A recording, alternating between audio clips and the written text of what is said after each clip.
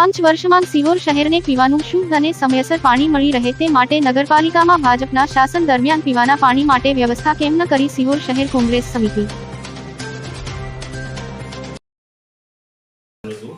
અને 2023 થી અત્યાર સુધી વહીવટદારનું શાસન છે, તો આ સમયગાળા દરમિયાન અત્યારે ભારતીય જનતા પાર્ટીના છેલ્લા અઠવાડિયે હું જોઉં છું શાસકોની રજૂઆત કરવા જાય પ્રદેશમાં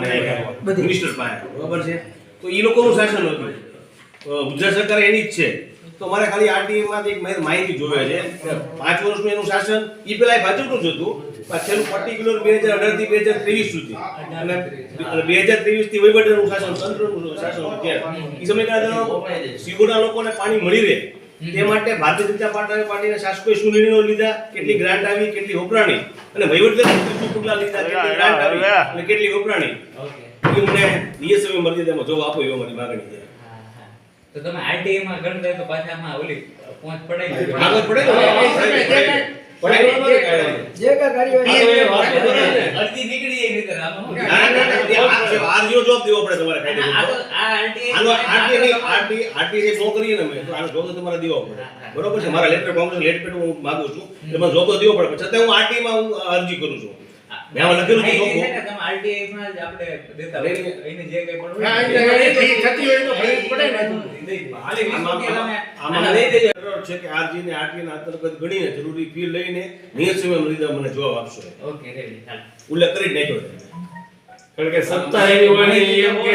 પાણી વ્યવસ્થા કે રીતે આધારથી બધું તો કરીએ એ પેલા છે હું તો લોકો 22 વર્ષ ભારતીય જનતા પાર્ટીનું શાસન હતું, એનું તો માંગતો નથી જો, એનું તો જે માંગતો જ નથી, સિહોરના લોકોને હું તો લોકો આજે પાટા બાંધવાની વાત છે ને, બરોબર છે, લોકોને ખબર પડે તમારે કરવું પડે, ચૂંટણી માટે ખાલી સ્ટન્ટ જ કરે છે ભાજપ વાળા બધા, બરોબર છે ને, લોકોનું ધ્યાન ખેંચાય ને એની માટે જ હું આ બધું કરું, કારણ કે 28 વર્ષથી શાસન તો એનું છે, 5 વર્ષથી નહીં, બાકી જવાબ તો મૂકી છે, હું જ્યારથી શાસન ત્યારથી માંગી કોઈ છું, કારણ કે પાણી તો માણસોની મૂળભૂત જરૂરિયાત છે, હોય તો અધિકાર છે। સિહોરની જનતાને માત્ર ને માત્ર ભ્રમિત કરી પ્રોપોગન્ડા ચલાવવા માટે આ ભારતીય જનતા પાર્ટીના લોકો છે ને એ મિનિસ્ટરને રજૂઆત કરે છે, બાકી 5 વર્ષમાં એને છે કાંઈ કામ કર્યું નથી, ખાલી નામ કમો 2012 હતી બરોબર, એ તો માહિતી તમને આવી હજી એમાં અધૂરી છે સાહેબ, માહિતી છે અધૂરી 9000 પાના તો કઈક દીધા છે, એમાંય અધૂરી છે સાહેબ, મારે જે મુદ્દા છે ને બરોબર છે 9000 પાના મેં નો જોયા, સમજો 9000 પાના કે મેં સાહેબ મને તમારે માન લો તમે જોયા, તમારે એમાં જોવું તો એમાં કઈ વસ્તુ અધૂરી હોય તો તમારે એક મને ધ્યાન કરી દે કે આમાં આ જે વસ્તુ નથી, 2 વખત મેં રજૂઆત કરી હતી, તમે શુકલ સાહેબને ધ્યાન હોત દો, આ જે માહિતી તમે વાત માંગણી કરી હોય એવું તમે મને અત્યારે જ કહો છો, ઈ પેલા વાત નથી થઈ, નહીં 4 વખત હું તમને 2 વખત મને એક મારી રજૂઆત કરી છે, દુકાનમાં જે તમે આનું મને જવાબ તો કરાવી દેજો, બરોબર, મેં માહિતી સાહેબ માંગેલી, તમને ખ્યાલ છે, સુરેશભાઈ જીવનભાઈ નામ છે મારું, મને માહિતી છે ને સાહેબ અપીલ કરીને તોય મને અધૂરી માહિતી આપેલી છે, એમાં હું આયોગમાં હોત જવાનું, એમાં જવાબદાર અધિકારી કે તરીકે તમે જ છો છે, બાકી માહિતી અધૂરી પૂરી જ આપે છે, અધૂરી માહિતી જ આપે છે, મારા ઘરે છે પછી છે ને બાકી હોય તમે બરોબર તો તમે આરટીઆઈ માં અપીલ માં આપણે આ તમારી આરટીઆઈ ની પહોંચે તમારી એને અપીલ માં અપીલ માં હુકમ દીધો હોય અમે માહિતી દીધી હોય ને પછી અપીલ થાય, તો અપીલ થઈ હશે તો અપીલ નો ચુકાદો તો આવી ગયો, અપીલના ચુકાદા પછી સાહેબ મને માહિતી આપી છે અને અધૂરી આપી છે, ઈ પછી સાહેબ હું તમને 2 વખત રજૂઆત કરવા આવ્યો, તેમ છતાં આજે મને માહિતી અધૂરી આપી છે, પણ શું અધૂરી માનો કચરા પ્રોજેક્ટનો જે મુદ્દો હતો ને સાહેબ એમાં મને ખાલી 4 જ કાગળ આપ્યા છે, તો હું સાહેબ 4 જ કાગળનું કામ કર્યું છે અને 1.5 કરોડ રૂપિયાનું કામ છે, ઈ માહિતી મને અધૂરી જ આપી, એમાં હું સાહેબ આયોગમાં લઈ જવાનો છું, એટલે માહિતી સાહેબ છે ને કચેરી દ્વારા સાહેબ પૂરી માહિતી અલગ હોવા છતાંય સિહોરના લોકોને પૂરતું પાણી નથી આપી શક્યા, નિયમિત પાણી આપી નથી શક્યા અને ફિલ્ટર સાથેનું પાણી આપી નથી શક્યા, આ તો ચૂંટણી નજીક આવી છે એટલે કે સ્ટન્ટ દેખાડે છે કે ભાજપ લોકોને પાણી આપવા માટે કેટલી પ્રયત્ન કરે છે, કેટલી રજૂઆત કરે છે, પણ હકીકતમાં આપણે જોઈએ તો આ કોઈ એક પ્રોપોગેન્ડા છે ચલાવે છે કે અમે સરકારમાં રજૂઆત કરી છે અને આ બધું કામ થઈ જવાનું છે। અત્યારે આપણે સિહોરમાં જોઈએ તો સિહોરના દરેક વોર્ડમાં, દરેક સોસાયટીમાં, મહોલ્લામાં પાણીની સમસ્યા છે અને આના હિસાબે સિહોરના લોકો ભારતીય જનતા પાર્ટીના આગેવાનો પર ખૂબ જ નારાજ છે, જ્યાં જ્યાં જાય ત્યાં ભાજપનો જ કકળાટ જોવા મળે છે. આ લોકો આ વખતે શિવોના લોકોએ મન પણ બનાવી લીધું એવું લાગે છે કે ભાજપને આપણે સત્તા નથી આપવી. ભાજપનો પણ એવો સર્વે કહે છે કે આપણે શિવોરમાં આ વખતે આપણી જે ગેરવહીવટ છે, આપણી શાસનની જે નિષ્ફળતા છે, ભ્રષ્ટાચાર છે, એના મુદ્દે એના લીધે આપણે હારી જવાના છીએ. એટલે જ આ વખતે ભારતીય જનતા પાર્ટી પોતાના ઉમેદવારો દરેક સાંભળી આવે છે કે આપણે ભાઈ શિવોના લોકોને પૂરું પાણી મળે એ માટે આપણે પ્રયત્ન કરવા જોઈએ. ધારાસભ્યના પ્રતિનિધિને પણ રજૂઆત કરી, શાસક પક્ષ રજૂઆત કરવા જાય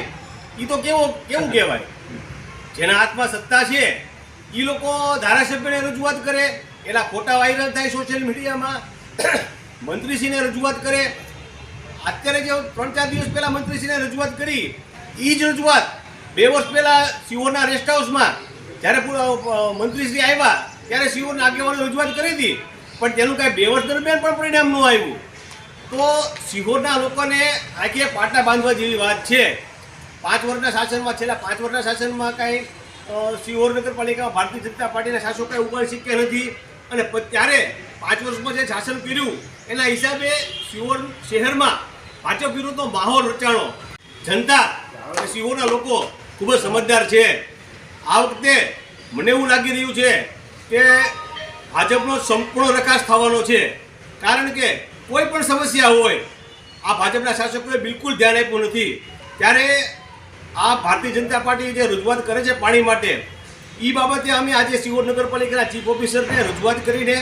છેલ્લા 2 વર્ષનું વહીવટદારનું શાસનના સમયગાળા દરમિયાન પાણી માટે શું પગલાં લેવાના, કેટલી ગ્રાન્ટ આવી, કેટલી વપરાણી, અને ફેબ્રુઆરી 2018થી ફેબ્રુઆરી 2023 સુધી શિહોરના લોકોને પૂરતું પાણી મળે તે માટે શું પગલાં લેવાના, કેટલી ગ્રાન્ટ આવી ને કેટલી વપરાણી, એની માટે અમે એક અરજી આપીને આ અરજીને આરટીઆઈ અંતર્ગત ગણીને જરૂરી ફી ભરીને નિયત સમય મર્યાદામાં અમને જવાબ આપે એ આજે શિહોર શહેર કોંગ્રેસ સમિતિએ માગણી કરી છે.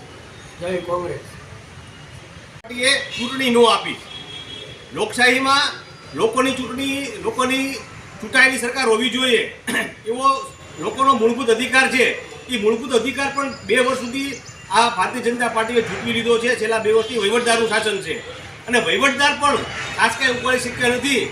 વહીવટદારે શિહોર નગરપાલિકા કચેરીની એકવાર મુલાકાત લીધી એવું પણ બન્યું નથી. 2 વર્ષના સમયગાળા દરમિયાન શિહોરના લોકોની જે પ્રાથમિક જરૂરિયાત છે, રોડ, રસ્તા, ગટર, પાણી કે લાઇટ, એ કોઈ સુવિધા પ્રત્યે ધ્યાન દેવાનું નથી. ત્યારે આ બધા પ્રશ્નોના હિસાબે શિહોરમાં ભારતીય જનતા પાર્ટીના શાસકો પર ભારે નારાજગી જોવા મળે છે. અને આ વખતે એવું લાગી રહ્યું છે કે ભારતીય જનતા પાર્ટી હારી જશે. એટલે જ તે ઉપરથી એવી સૂચના આવી છે કે ભારતીય જનતા પાર્ટીના કાર્યકરો સજાગ થઈ જાય અને આવી બધી રજૂઆત કરે કે જેથી કરીને લોકોને એવું લાગે કે નહીં, ભાજપના આગેવાનો ખૂબ જ સક્રિય છે.